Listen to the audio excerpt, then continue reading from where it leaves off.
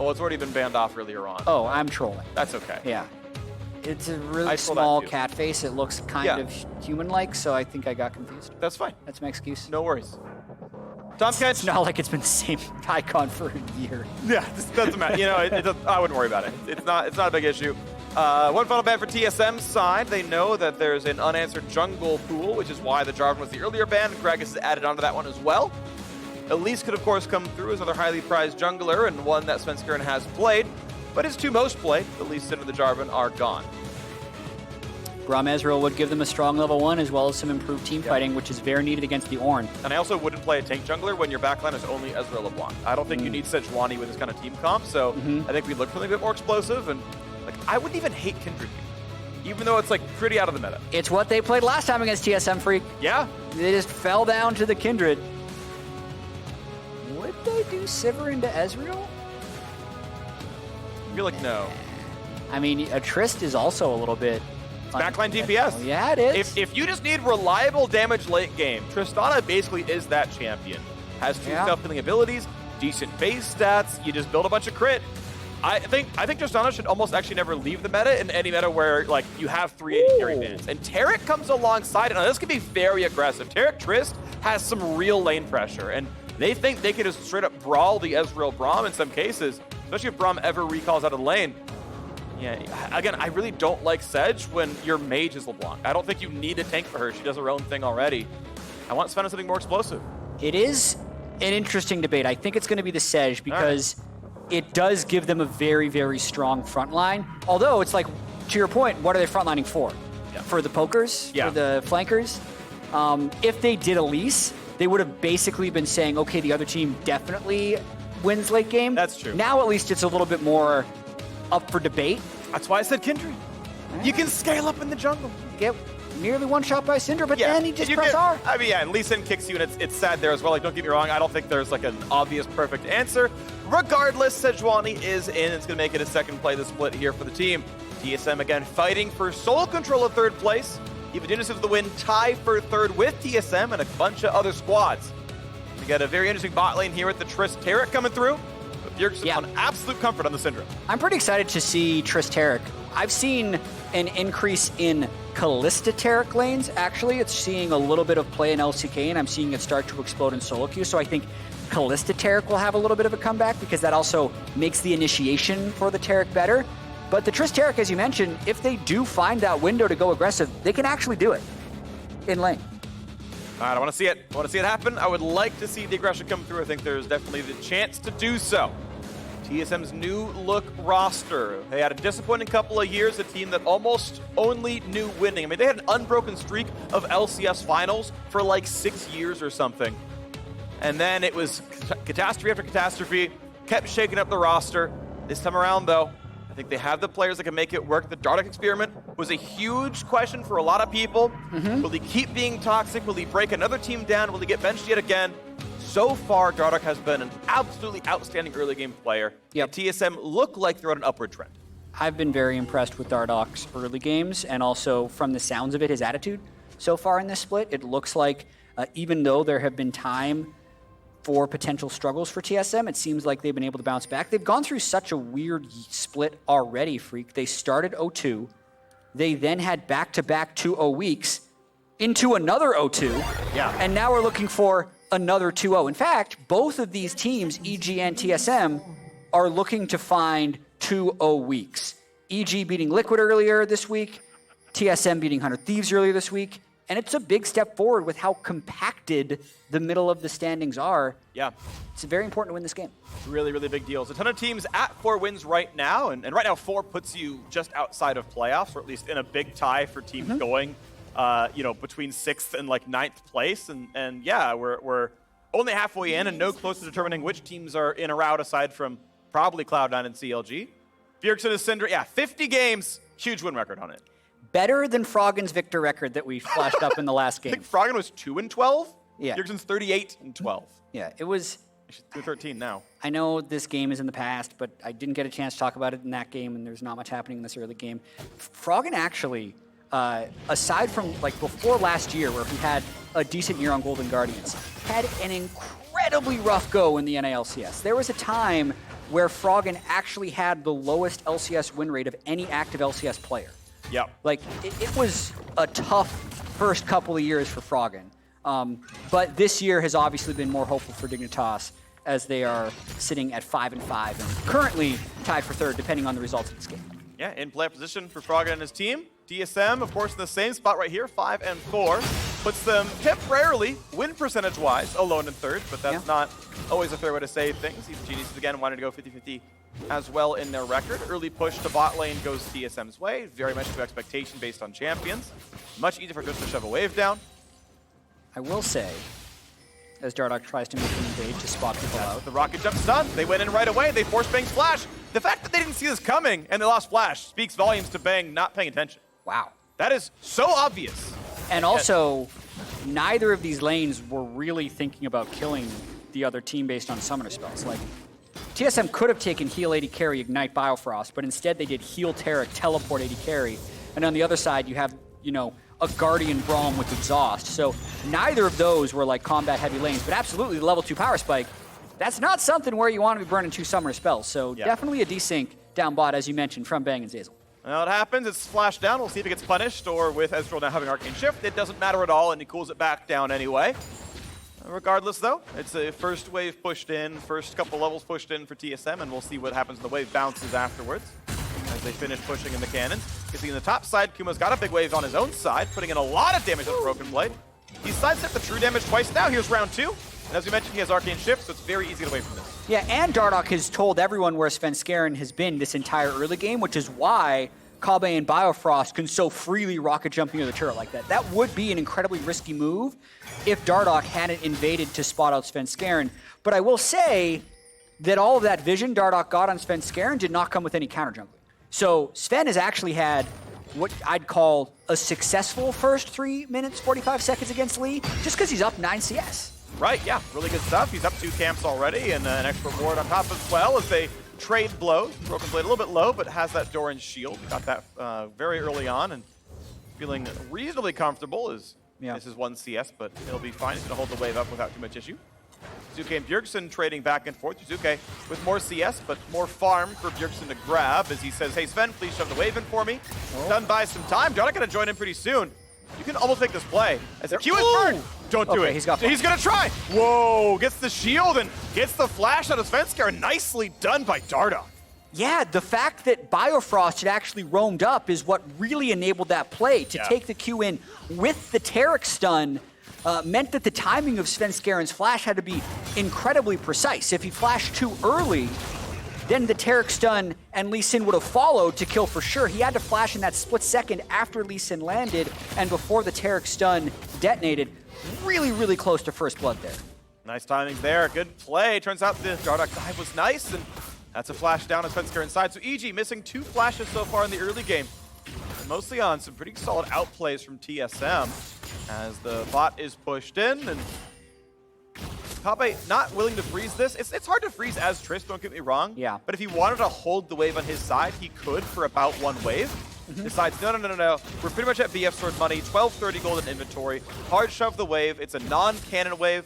The next wave coming in is one with the cannon, so it's the ideal shove. You shove the wave before cannon, you get 300 gold, you take the recall, BF sword comes in. And for as much as we've had some close calls in the early game, where Kobbe and Biofrost forced Bang's flash early, and Dardoch with the Biofrost roam nearly killed Svenskeren, EG has not broken at all. They have actually outfarmed TSM by a little bit in the early game. Mostly Svenskeren having that small gold lead. And also Kumo just like getting to be Sett up in the top lane against Ornn has that slight early advantage. So nothing really of consequence has happened early on in this game, just a couple of close calls. And you see as the cannon wave is pushed in without much issue, thanks to Biofrost Tristana making wave clear effortless. Bang does have the TP to answer the TP that Kobbe had kind of pushed in. Not much of a surprise down there as they trade blows. Bang had to go for Sheen, though. Doesn't get to stack the tier defensively. Does need combat stats to battle the shoving. Really big damage. BrokenBlade! The straight up solo kill! What? I don't think I've seen... We need that replay. An Ornn solo kill a Sett. Oh my! Like, I know that Ornn has some really good kill combos. Ezreal previewed some of them during the pre-show, but that is not something that you expect to see. Shout out to BrokenBlade on that Ornn in his game. Nicely done. Probably waited out the W cooldown from Kumo and said, okay, you can't put the shield back up. Let's go for round 2. Kumo didn't flash. Kumo didn't ult. Yeah. All right, here we go. It takes two to tango. You got to do a big outplay on Ornn, but you also shouldn't be getting solo killed on Sett here. Half. He's fine. Kumo's fine right now, right? Yeah, I mean, he had a fully stacked Conquer, so I was feeling pretty confident, but like BrokenBlade has just enough mana for this combo. Gets a brittle, ignites, like procs the one, and then still has his W up, so it was just a CC chain. The Kumo actually needed the flash, but didn't realize it. Yeah, he's at half HP, and he's like, okay, yeah, I'll lose, you know, down to 10%, and then I'll shield, it'll be fine. But you're right, the CC chain was there. I mean, there's a reason Sett gets first picked anytime he's up. Right. It's because you don't lose lane with the pick. Unless... Ornn is also very strong. So Ornn is very strong. Ornn was the first pick in this one. Yeah, I'm going to say this one was player difference. I'm going to say BrokenBlade definitely outplayed Kumo. Yep, BrokenBlade outplayed Kumo. Kumo needed a flash R1 as it turned out, and didn't do so. Right, keep in mind R1 makes you brittle, and then hitting the knockup triggers brittle for like the 12% max health damage. And then you're so close, the auto triggers brittle again, and well, that's enough damage already. Well done, good job BrokenBlade. And that is TSM feeling pretty comfortable. This hurts Dardoch, by the way. He had such good first blood stats, and now he's missing another one. There you go. A significant drop in his early game rating. Yeah. How dare you, BrokenBlade? Let me get in there. You should have played Karthus. That would have helped, you know? Yeah, might have. I do want to see more Karthus, but I understand why teams need the kind of early game presence that sometimes Karthus doesn't provide. Nice little punch there. Kumo trying to fight back, but plenty of farm still there for BrokenBlade as he smiths up. I think he actually interrupted there because he already had those components. He wants Ruby Crystal. There we go. Sunfire Cape is boop. On the way. On the way. Big wave stack, but it should be pretty simple for BrokenBlade to clear this out. Healthy boy. He's going to be in a pretty good spot overall as Dardoch says, well, if you can solo kill him, I'll take Scuttle Crab. Imagine how easy this fight is. Yeah, well, Svenskeren's trying to turn the tide to this mid lane. If he lands the ult, it would be good to burst damage. Bjergsen's brought Cleanse, though, so it's hard to get kills. Biofrost is here. Hello, that is 2v1. That is a Sejuani and a Boar. As Bristle walks back, and Svenskeren makes a 360 with the W.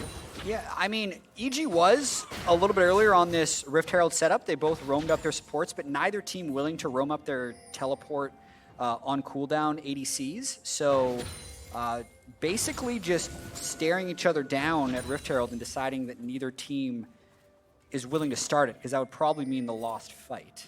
You can see Bjergsen as well, holding the wave on his side of the map. Yeah. Right? You saw not using any spells, so Jiizuke comes in and goes out QE. That gets juked, but Jiizuke has to play very far out of his control ward. Now a push towards the top side as the stun comes in. A charge back for BrokenBlade. A lot of damage, but a fairly safe Ornn up there. That might be the cadence that makes EG start this Rift, because they got BrokenBlade low enough. BrokenBlade actually just swapped to Clarity, used it really quick so he could fill his mana pool, and that means he can then push Kumo out. That's actually really cute. I didn't know you could take Clarity with Spellbook. Shows how much I use it. Yeah, that's definitely Clarity. I didn't even realize. Yeah, I saw it really quick up on the top left of the UI, because he was basically pushed out of lane because he had low mana and about 60% health. Then he just popped Clarity, and EG couldn't take the Rift. Now they're swapping down to try this Infernal Drake. Neither top laner can TP, so might see a fight here. Level 9 for both of them as everyone starts coming down. TSM not quite able to knock them, but that's a stun. That's damage. That is a Taric ult that comes down just after damage comes across. Okay. Dardoch has to be respectful because Jiizuke, W, you can RQE, but people will think that's skill shot. So Dardoch is safe. Jiizuke has to flash because couldn't jump again. Finds a root, but only partially as BrokenBlade walks it back. Well, BrokenBlade just got a teleport, so he came down immediately. So Kumo's actually getting free time. This is a lot of wasted map pressure by TSM. The fact that they couldn't get the Infernal despite burning the TP, this sets them actually really far behind if EG can capitalize, having that full TP advantage after BrokenBlade gets nothing done with that TP. 3 plates. Solid wave gets all the waves. Yeah, that's 3 plates of gold directly earned by Kumo. So that's 360 right there. And 2 full waves of minions not earned by BrokenBlade. That is a 500 gold swing for a TP that did not turn into anything. That is very large. It literally makes up the first blood difference. You can see a gold lead overall. I mean, that's also kind of the other 20 CS that Kumo's gotten over him, or the other 13 he's gotten over him, but that's pretty good champion, Jatt. I mean, imagine if he didn't get solo kill. He'd be crushing. That's true. BrokenBlade tried to make the team play there, but a little bit of desync, so still waiting for this game to break open.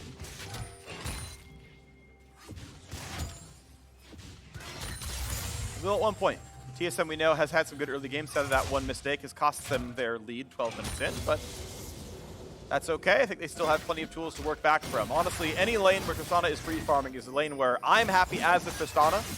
Got to burn a flash. As it turns out, it didn't mean anything, right? Bang for the summoner. Nothing came of it. So it's I would say it's still a mistake, but it's an unpunished mistake. Sure. Where I don't think there was ever like a fight that he could have had that they, darn, if only he had flash, he could have solo killed him. So we come out to the mid game where tier is now stacking, and we look back at the bottom lane. We haven't had much of a Rift Herald swap either so far in this game. Well, the supports did swap up. Right. But then they just kind of stared each other down. Now, without the TP advantage, TSM again swaps up for Rift. If they get this and use it really quickly, they can still get the plates, as EG isn't really positioned to shove really hard in the bot lane. So it's likely going to be a Rift for first Drake move. And it's about how quickly can Dardoch make something happen with this Rift play top. They're actually teleporting and going for a lot. They want the turret. He's going for a heavy play. Nice ult to bring Kumo to safety. BrokenBlade now in turret range. Flash for the W, but he can't get the damage. That's an easy chase down. That is first turret going to drop in the top side, and a second kill for TSM. Yep, they're going to do the... There's the Herald, okay. I was going to say they're going to do the 2.5 plates and then let the Herald charge, and Dardoch had already been channeling it, so there's first turret. And Bjergsen has pushed mid lane, so that's a big swing in the favor of TSM. 1,300 gold lead now, TSM. 100 for killing the Herald, a solid about 900 if you count all the plates as well for the entire turret stuff.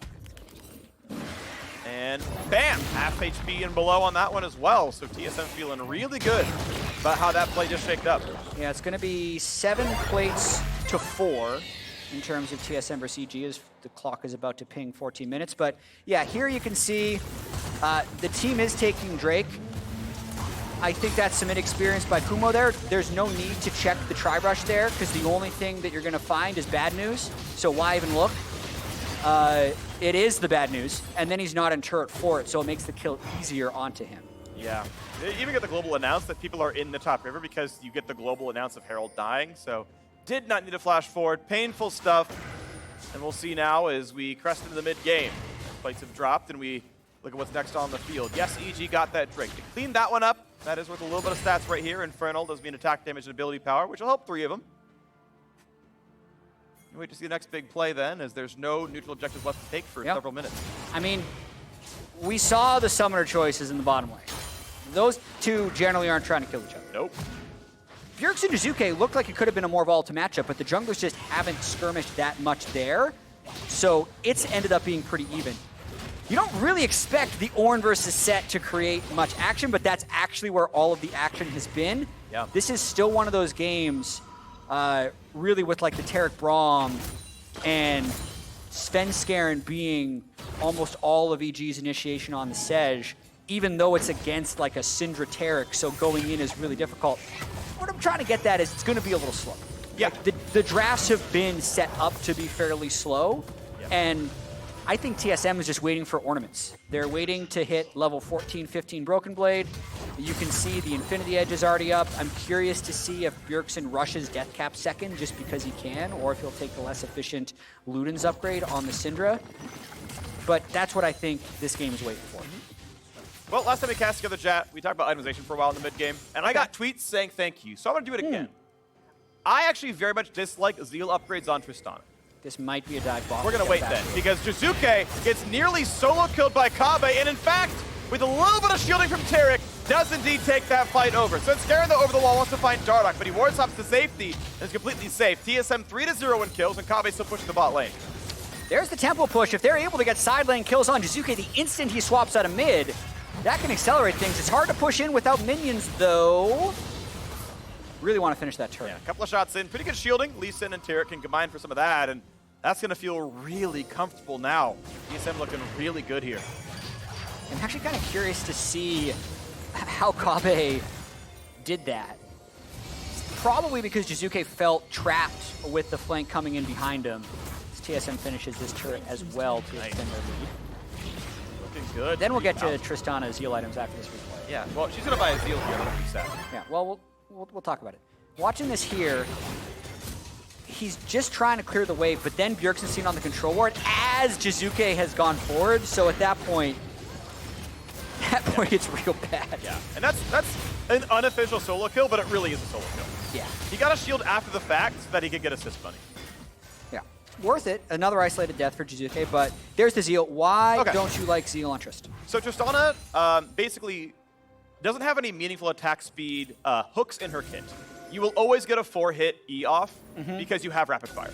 Okay, so that's one, like compared to like a Varus and or a rapid Kaisa. fire, which you max second, is a massive attack speed buff. What does it get up to, 100%? I think it goes like 110%. Okay. So essentially, Tristana has the most bonus attack speed natively of any conventional marksman not named Senna.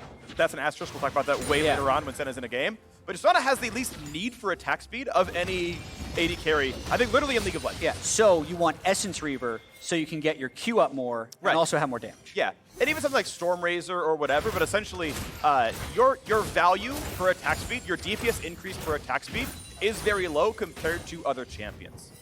When you have no bonus attack speed, 5% AS and 5% more damage. That's a kick, that's damage, Zeyzal's fine. I also like whenever you talk about AD carry itemization, we see fights. We do. So we should keep doing this. Okay, well, they're using up the mid lane. Meanwhile, if you have 100% bonus attack speed, 5% AS is really 2.5% more damage. Whereas the value of like plus AD didn't change. Okay. You're getting comparatively less and less percent damage out of attack speed the more you already have. Thus, on Trist, don't bother buying attack speed. Okay, and TSM's pushing the mid lane with Cloud up. EG's not really getting anything here. They're not getting river control or mid control. Normally, if a team pushes mid, you're at least setting up vision around Drake, but TSM is actually controlling everything. Oh, a little bit of poke. TSM feeling very comfortable getting kind of everything they want. They have yet to clear up a Drake themselves. Good control words there by EG, though. If they're looking to find a fight, you got to lead with ult. Oh, it lands for the slow. It's still damage. Is there a play to be had? Taric comes down, and TSM going to feel fairly safe, but they have to disengage off the ultimate. EG still got their pokes down. They're feeling reasonably comfortable. Jiizuke spots them. Redemption feels nice, though. And the Ornn engage is also going to be nullified by the Braum. You got to see an example of that now. Basically, Zeyzal can never use his E until Braum presses R, and you just hold your E backwards on Braum, and it stops the Ornn from coming through. Really interesting right here, actually, how I think TSM could have still tried to fight here. It would have been a low percentage play, but instead the Drake goes over to EG. This has been...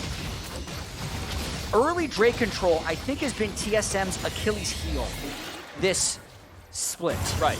Where they're winning a lot of early games, but they haven't been able to get to Dragon Soul. In fact, other teams have gotten Dragon Soul on them. And that play right there is one where with that lead, you kind of have to just get the Drake. But they're unable to do so with enough poke coming in from EG's kind of fake engage that now EG is 2 Drakes away from a win condition. Right. Yeah, and Mount Soul is very good. It's raw stats. It's one of the ones that I think can directly combat a gold lead. It generally maths out to about 800 gold of health per champion.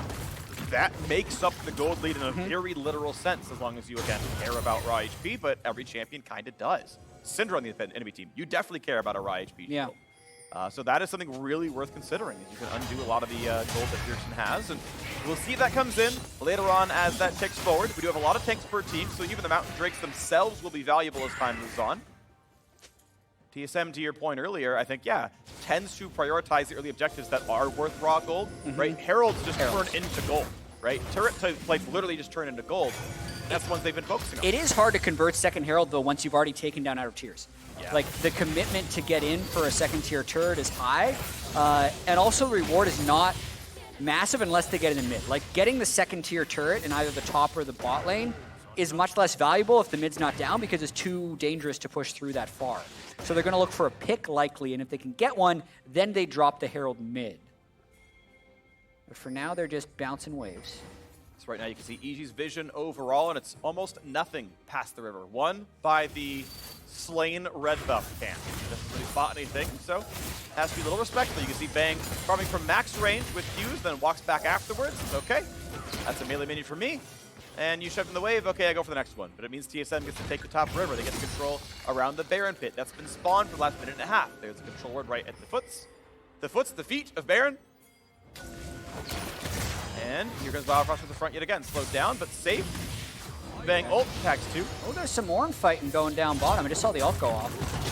Kumo's knocked up yet again, then slammed back down by the pillar, and suddenly Kobbe is there. A dunk towards the back line. Kumo has to run. The flash follow means a knockup. They find the slow as well. And next spell basically kills. Kobbe's almost going to be with Rocket Jump up in a second. There's the auto, there's the kill. Kobbe is on a killing spree, feeling comfortable now for himself. Definitely a rough game for Kumo. TSM continually finding him in the side lanes. What can they do with it though? Because yes, Kobbe spent his teleport there, and it's a kill for a turret. Now would be the window to drop Rift mid, and TSM go for the second tier. That's why they're grouped. Dardoch gonna chase back the Ezreal slightly. Yeah, this would be the time to summon. Goes for it now, and Wardhouse back to his squad. This turret is going to fall, but the question is there a battle afterwards? It's a 4v5 until Kumo respawns. Mid tier 2 definitely drops, and TSM able to walk away and kill Wolfgang. I mean, they saw Jiizuke in the side lane, so TSM knows that they can't actually get outnumbered in that play. Jiizuke's still pushing the side lane, actually, so all outers are now dead. And there's no way he's going to be able to get that turret. Yeah. Well, there was an interview earlier in the week where Zeyzal talked about some of the communication issues that EG have been having, and this is actually looking like it's playing out in-game, where like the Svenskeren Kumo Zeyzal team have a plan, Jiizuke has his own plan, which is off-script, and then Bang also has his own plan, which is generally a little bit different as well. So we saw Bang ult the river during the first early engage, doesn't really create much pressure. We see Svenskeren wanting to flank a team fight from the Raptor pit, but Jiizuke's not recalled at all, so they end up giving 2 turrets, and now they're down about 5,000 gold in the game. Looking more and more like a TSM win, even though they haven't grabbed any drakes for themselves. They know that Sedge is there. Nice sweeper spots that went out, but Dardoch burned his Q for some vision plays, looking to see if anyone was in that side brush. No one was, but wanted to be safe and not sorry.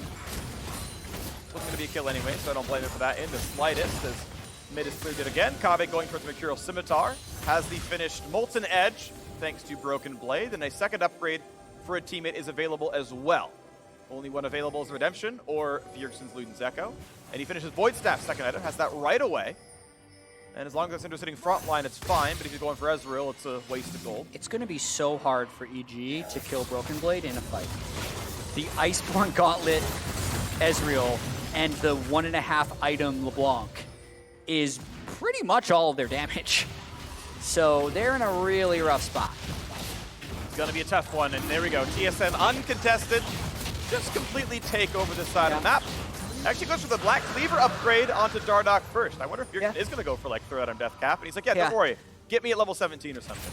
It's definitely slightly more efficient at this case. Fun fact, actually. Yeah. A fan told me this in the LCS Studio after one of the games. If you use your Redemption, then upgrade the Redemption, the active CD comes back. Right. Yeah, so because it's a new item, and it has its own item cooldown, basically. So you're very rarely going to see that come in, but if an Ornn's going to walk up to upgrade a Redemption, just use it somewhere, because it's coming back for free. Yeah, same thing happens with like QSS going into Scimitar. I think it also happens with like Hex Shrinker up to Maw as well. Every once in a while you're like, oh great, I have it again. That's nice, it's going to help me survive something. Even though the items themselves normally share a cooldown.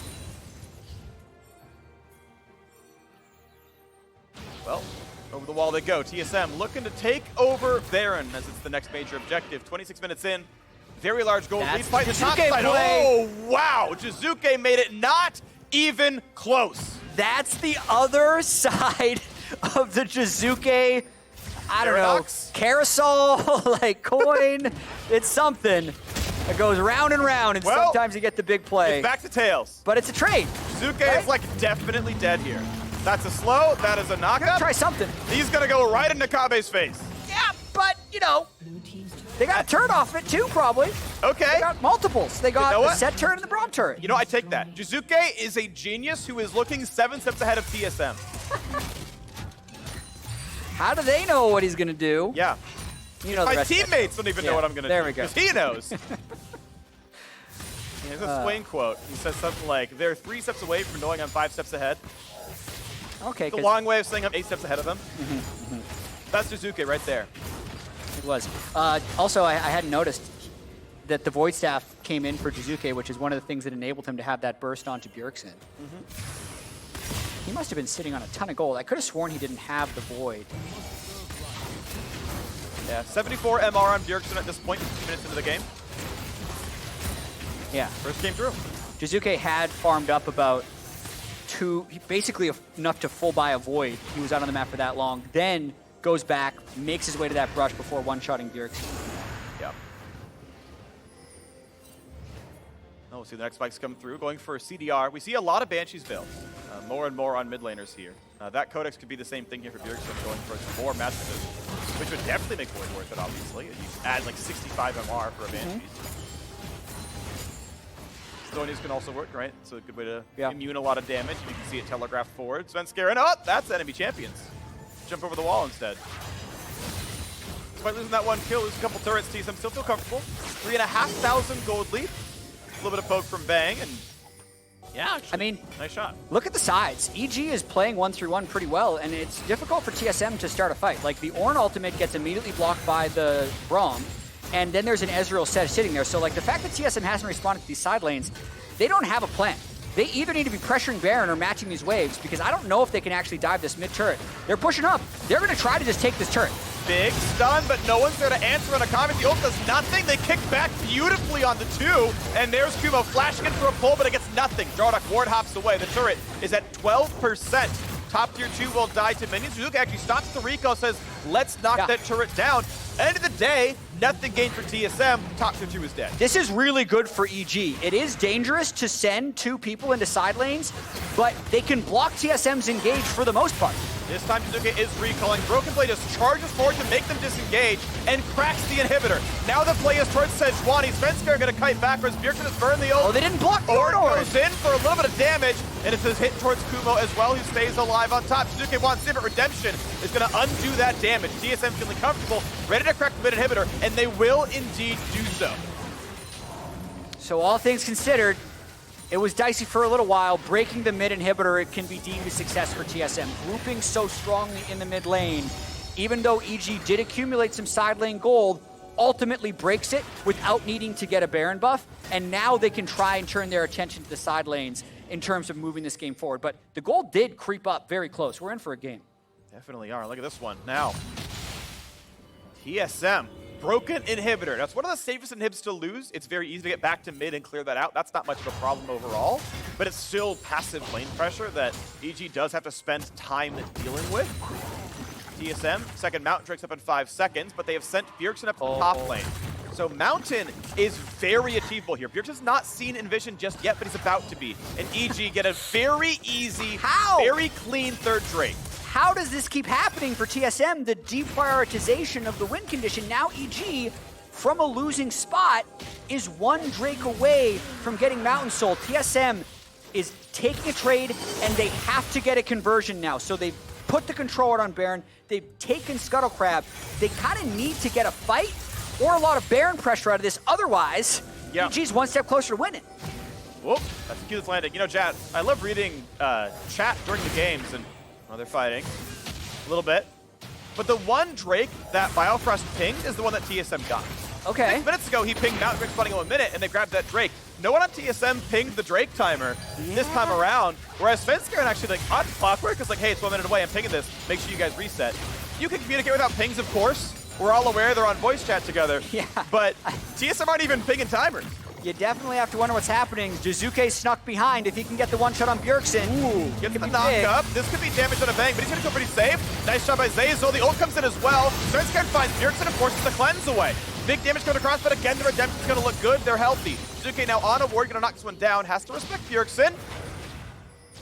And doesn't want to burn the ult to knock down a single ward, so So multiple ults burned on the side of EG. Sett, Sej, Ezreal, and Braum. Only the Ornn ult for TSM, so they are 5 strong here, but Svenskeren can steal. Jiizuke burns W, might go in for R in a second, kites back, 2.5k. This is the moment! And it's picked up by Dardoch. A good spike comes in, kicked back, looking at the re-engage. Already a 1-for-0, Kumo is alive, puts the W, but no one will die! TSM claim a 3-for-0. This could be the game. They have the inhibitor broken in the mid lane, and top and bot waves are actually already pushing with minions, so they're going for at least 3 inhibs. It took a while, Phreak, but it looks like TSM might have just broken it open. This is going to look really nice for them as they already pushed down. And look at that one. That is a very dead inhibitor. Looking now at the first of the turrets. 15 seconds on most of the important respawns. Jiizuke chunked out with just an auto attack. This turret's at half HP. That turret's gone. Second turret's going down as well. How do you stop them? Bang can't possibly have the damage. Push down to the Nexus. Quick CC comes in. Here's the respawns. They're going to try their harder, but the Nexus will fall, and TSM gets sole control of 3rd place.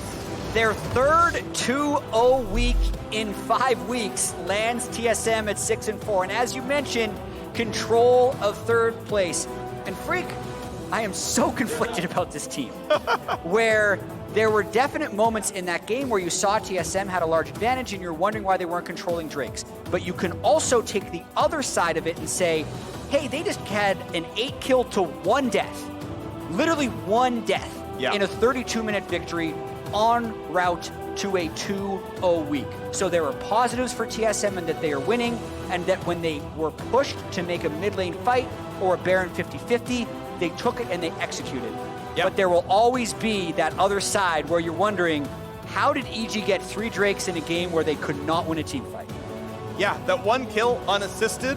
I very rarely see games with no assists on the losing team. We've had perfect games. No assist games is a little curious. Jiizuke got that solo kill. That looked nice.